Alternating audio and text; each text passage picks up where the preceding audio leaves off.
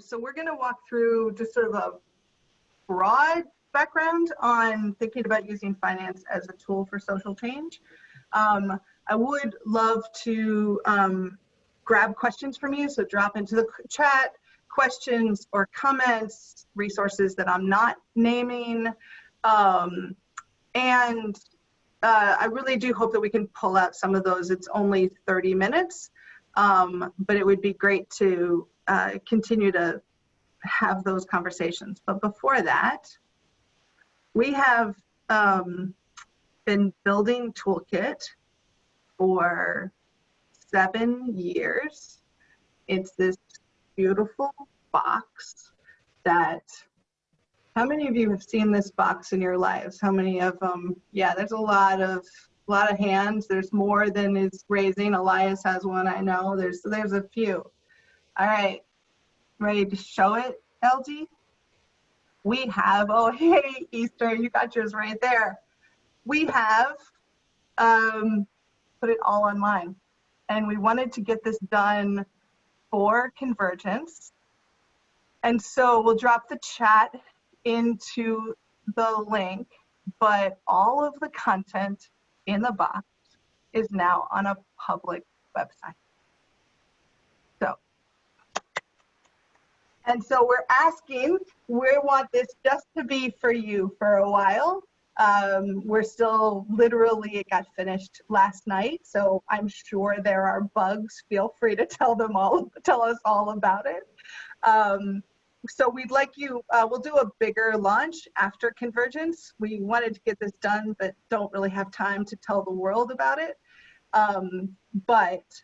You can go to this link. It is public, but just please don't post it on social media. We'll let people know about it, but you can have it to yourself for a while and see how it goes.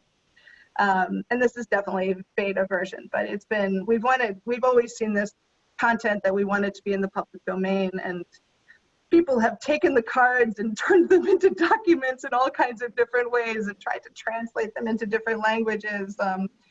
And so anyway, but now it's online, so we're thrilled. All right, and so you'll actually find a lot of what I'm going to walk through in this next bit is actually on this link as well. So, because what I want to think through, and this is what the toolkit is organized around, is how do we think about how change happens? So maybe just in the beginnings of a discussion, sort of dropping into the chat, we all have a sense of how we think change happens. And often these beliefs are extraordinarily deeply held, right? That I'm clearly, like, I don't know, I can't think without being in a systems change mode. I don't think in terms of the critical, my instinct is not to think in terms of the critical importance of direct service, right? But we know how much that creates. And for a while, I taught in a university for a couple of years. But for me, while I do all this education work, sort of formal higher education is not my mode of change, but for so many people, that's the way it is. So I think as we start thinking about how we can use finance as a tool for social change, we also have to ground that in how we think change happens. So next.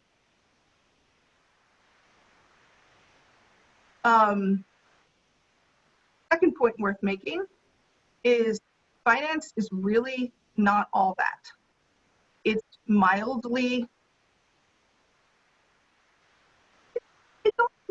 used, right? I think there was a kind of, for those of you who are around, who hang around impact investing, there's a little bit of arrogance in impact investing that finance will do, that investing or will do what philanthropy or civil society will do more, faster, and better.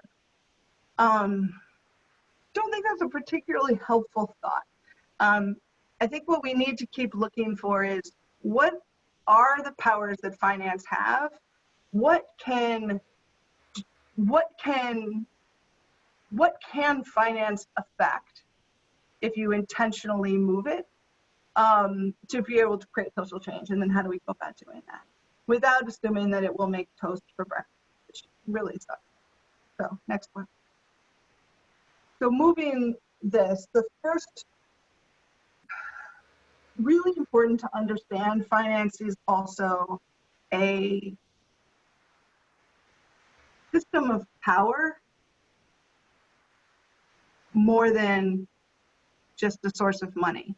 So I remember being at a workshop in Canada, actually, and there were about 50, 60 NGOs in the room, and I was giving the speech at the end of their long day of listening to reflections on how to, it was the launch of Canadians' impact investing program for the Global Affairs Canada, and there were folks sort of talking about $20 million to do this, and $40 million to do this, and $10 million to do this, and $2 billion to do this, and a bunch of civil society organizations sitting in the room going, "Oh, what? I don't know, why would I need $20 million? I mean, that's not going to fund my budget."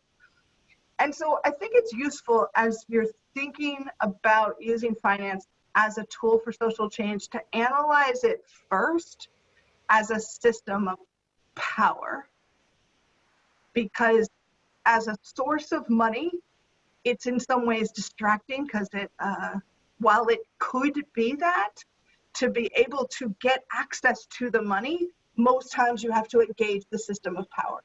So whether or not you, in the end, are seeking to access finance from it, you still have to engage it as a system of power.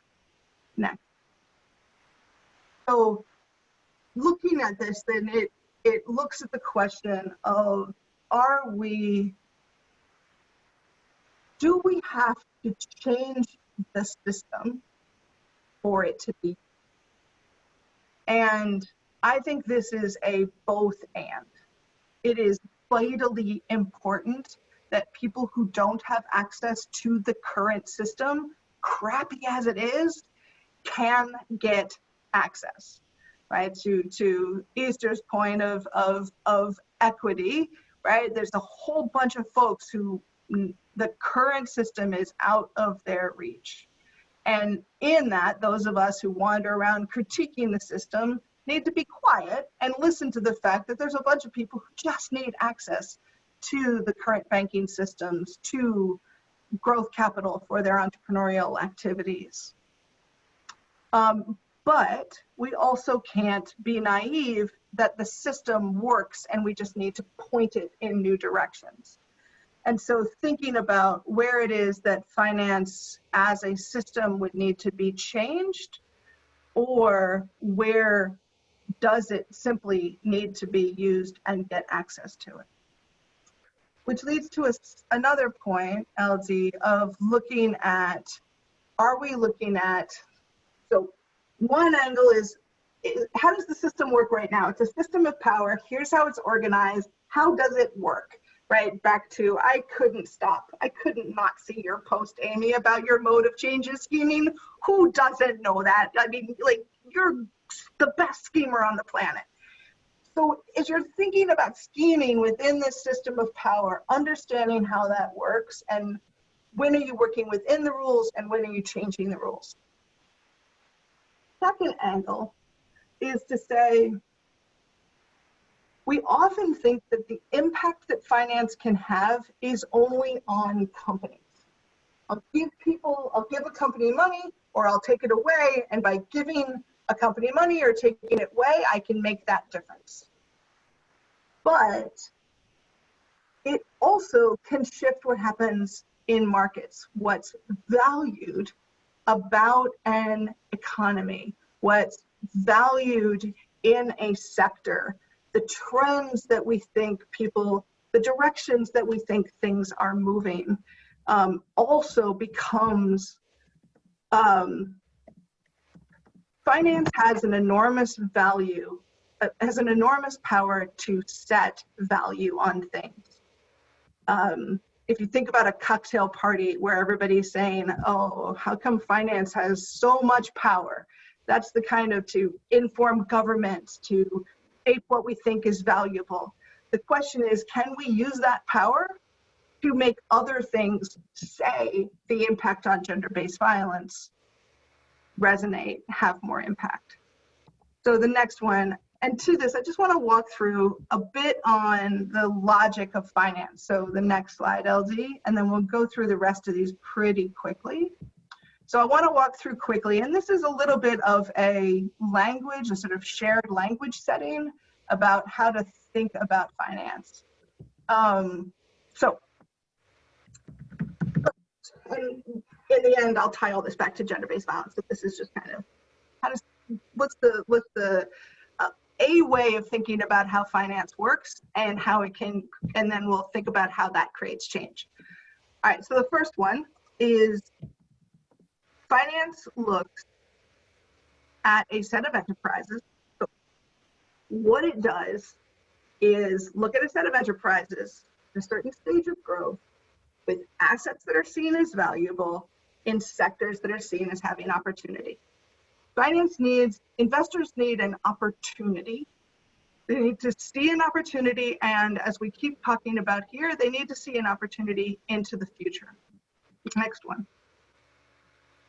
So finance's goals, so investors' goals are reflected then, so I'm going to put all of these investments together, and that gets put together, these set of opportunities that I'm investing in, this future that I'm investing in, is organized into a portfolio across a diversified set of asset classes. But for average investors to build their portfolio, the sort of investment portfolio that a foundation might have, you buy individual products. I will say, this is where I want to jump to, if you're in the toolkit website, you can actually see all the asset classes that we've named with definitions, all the products, sort of financial products that we've named with definitions, all the things that are in the box that sort of lay out what are the terms underneath these broad categories are now brought to you on this website. All right, so you think about, you find a set of opportunities, you organize that into a portfolio. Next. What systems of finance do is assign value. Is the value of a house going up, or is the value of a house going down? Is based on analysis of neighborhood. And those neighborhoods sit in the context of economic shift. One of the pieces that we're looking at now is, how is the recovery being valued? How are people looking at the recovery and seeing what might be happening next? Then they take all of that, and this is done by intermediaries. So finance assigns value, but the people who are assigning value sit in financial institutions that use a bunch of tools, right? So different kinds of instruments, from debt to equity, and each one of those instruments, each one of those investment vehicles has terms written out in documents. So what's the length of the loan? How does that fit within the governance structures? So thinking about what are those terms and how do they play out? And then finally,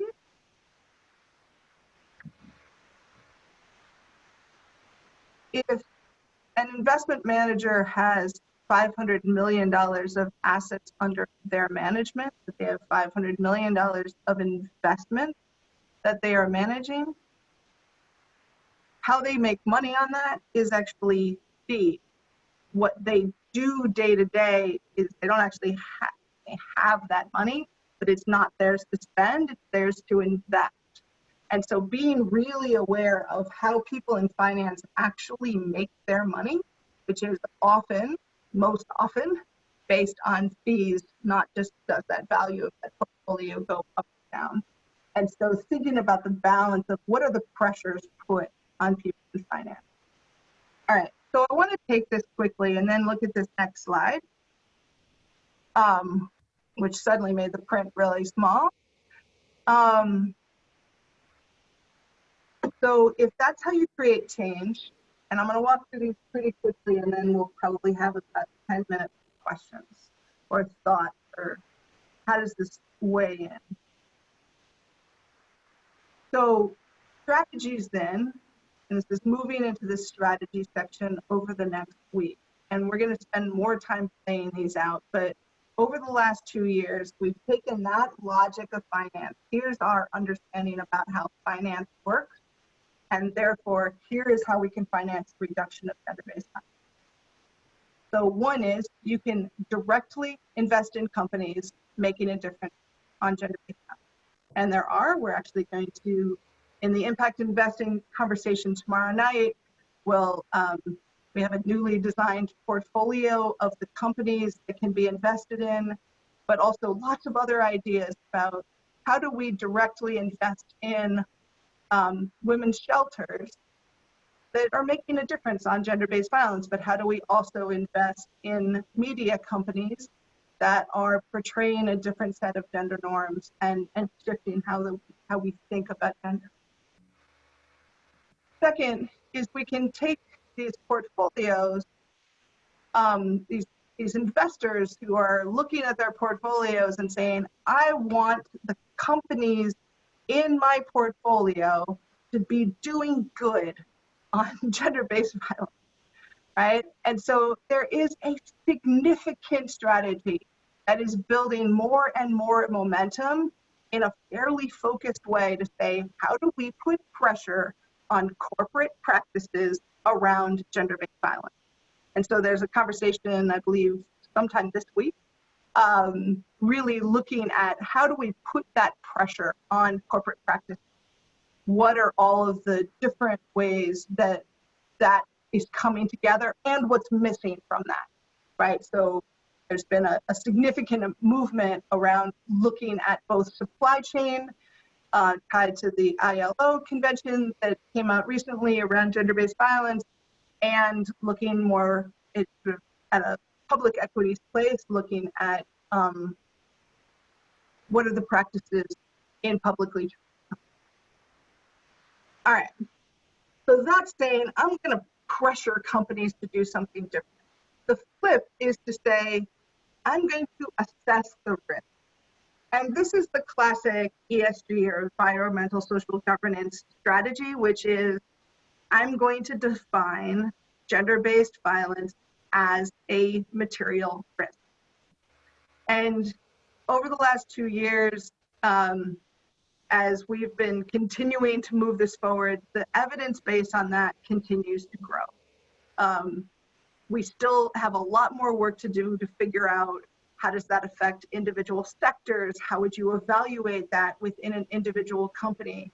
But I'm looking, Tim Coffin, sort of right in the middle of my screen, and I remember our first conversation when you came to that event in California and just said, this is material, right? 1 in 3 women, this is material. And so this sort of integrating gender-based violence into methodologies for looking at market risk in particular. So the benchmarks around corporate practices would look more at internal risk.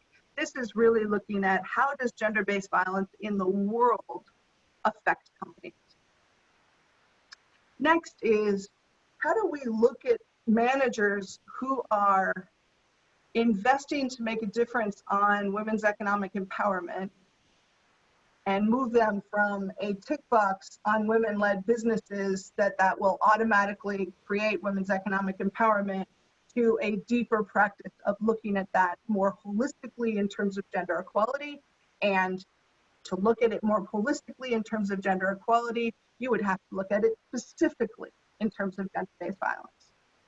So whether it's housing or media or fintech or the internet overall, sort of the Kalia, the work you've been doing of sort of, as we look at different areas of investment, how do we actually know whether investment managers are addressing gender-based violence?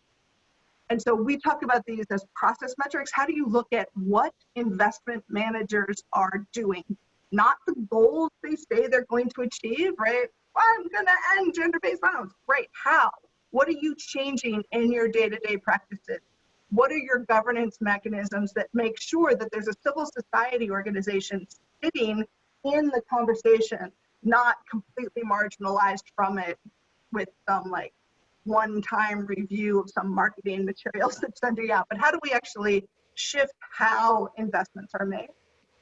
And then finally, how do we bake this in to the terms of transactions? And so there's a good amount of work happening with DFIs right now, development finance institutions, looking at gender-based violence in their investments. There's been a good momentum between the CDC and others. IFC, the IFC has been looking at this for ages, but they're moving more towards baking it deeper and deeper into the requirements of the loan, the requirements of the investment. So remember that piece of finance, which was in the end, you structure terms on these instruments. How do we do that well? How do we put requirements in a housing investment that says for the life of that investment, the people managing the real estate can't evict people for noise pollution because of gender-based violence? And how do you bake that in? You could make that a requirement. And investors tend to come together to do that. So as we, as many of you know, we continue to play around with a large set of ideas about what are all of the different little ideas of, what do we do in agriculture? What do we do in financial technologies? What do we do in financial services? What do we do in real estate? Like, you could just keep going, right? That needs to get more and more specific, but the more specific we get, these 5 strategies keep coming to the surface as the sort of ways to think about the deepest impact. And these might evolve. They will evolve. Looking forward to them evolving over this week, but these are the core strategies that we've been looking at. With that, let me see if there's a couple of questions. Got about 6 minutes left. Oh yes, and then this is endlessly our pledge card, which is, we're not asking you to name your God's gift, but when you think about the finance, right, to say that this is your end all and be all, but for those of you for whom finance is not your first language, I'm gonna keep putting this pledge card out there of you're learning a lot, and how do we own that power? LD, if you can flip back to the previous slide. Actually, we can just go here and do questions, but we can drop those 5 strategies in if that's helpful into the chat. But questions or comments or thoughts as rattle through that. About 5 minutes left, so if we can have a couple relatively quick questions. Thank you, Joy. Not really a question, but just a few additional inputs based on your presentation. One thing I really want to believe within our context, particularly Kenya, there are a number of companies that are working in different areas of development. And I think one key thing is that we really need to seek for partnership and collaboration with these companies, because some of them are not even gender aware, leave alone being gender sensitive. So I think we really need to push for processes that can support these companies to adopt gender sensitive policies to guide their work, and also support them in terms of how they roll out issues of gender equality, and also address issues of gender violence. Then I think, can I ask to get some more questions, because we just have 5 minutes. So can you make one more point and then we'll go? And I just want to make sure we can get a bunch of voices. Okay, finally, I was just thinking about how to also work with these companies in terms of corporate social responsibility, so that they also align to concepts which address gender-based violence within the areas of their work. So that would also be very important. Great. Thank you. Thanks, Shadrach. Other thoughts?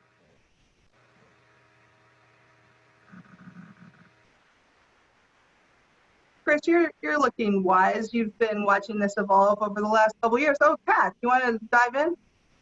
Hey, Kath. Hi everyone. I have a question just around, I think something that Lauren said. So hi Lauren, I haven't seen you there. I can't see your photo, but it's nice to see you again. Just the current situation of COVID and the, I guess, recessions that a lot of our countries are facing. How do we keep this as a high priority and keep momentum? So that's really the question I'm sitting with at the moment. Yeah. Hugely important. And Suzanne and I and Charity and some others have been talking regularly about how to keep it top of mind. But let's keep talking about the Kath. Great. Quick comment. In relation to the last comment, how do we change, for example, in Kenya, political proclamations to actually become policy issues? Yeah. Because I know in Kenya, for example, the president keeps on talking about these particular issues about addressing GBV. We've done a lot of nice policy launches about what we are supposed to be doing, but translating it and ensuring that we are then talking about that policy proclamation into implementable spaces within those particular companies or investing spaces is something which is possible.